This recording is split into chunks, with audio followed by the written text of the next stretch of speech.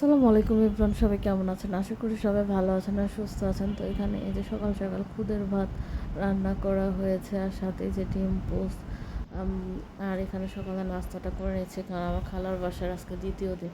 তো এখানে যে কুট্টুস বড়ি, এটা আমার খালাতো বোনের মেয়ে, তো এটা যা দুষ্টামি করে, মানে এটা নিয়ে সবাই ব্যস্ত থাকি। তো এই যে এখানে একটু উপরতলার এক আন্টির বাসায় গিয়েছিলাম, তো আন্টির বাসায় গিয়ে একটু গল্প করে আসলাম। আর এখানে এই যে আন্টি নাস্তাও দিয়েছিল, তো নাস্তা খাওয়ার পর বাসায় এসে এখানে রান্না বান্নার আয়োজন চলছে, কারণ আমরা দুপুরবেলায় খাওয়া দাওয়া করে একটু বাইরে বেড়াতে যাব।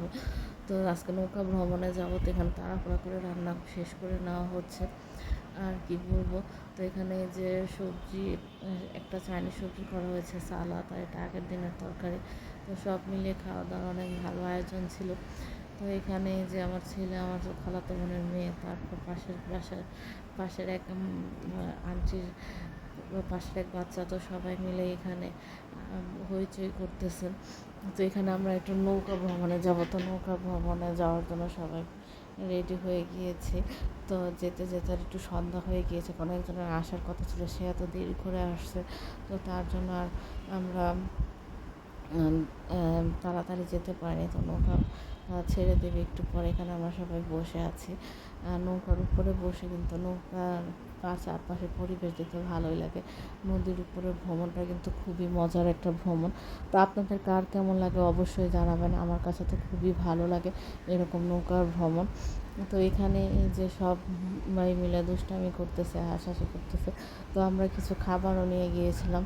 আর ওখানে যাওয়ার পর আসলে মনটা এত খারাপ লাগছে, আবার ভালোও লাগতেছে, কারণ আসলে আমার এখন কোথাও গেলে মানে হুটহাট সহজে ভালো লাগে না, কারণ আম্মার কথা অনেক মনে পড়ে।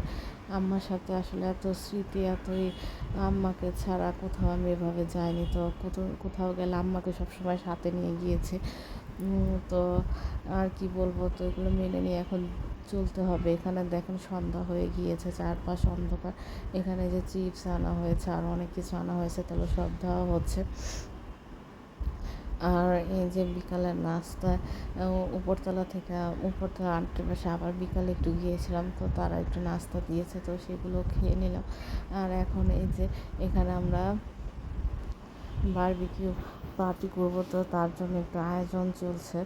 আর বারবিকিউ পার্টির জন্য আয়োজন করা হচ্ছে, সবাই একসাথে। এখানে যে চিকেনগুলোকে সব বারবিকিউ করা হচ্ছে। আমি আর আমার বোনের জন্যই করেছি, তো সামান্য কিছু আয়োজন করে সবাই মিলে ছাদে একসাথে খাওয়া দাওয়া করলাম। খুবই ভালো লাগলো, কারণ অনেক দিন পর এরকম একটা আয়োজন করেছি। আর সবার আমার ভিডিওটা কেমন লাগলো অবশ্যই শেয়ার করবেন।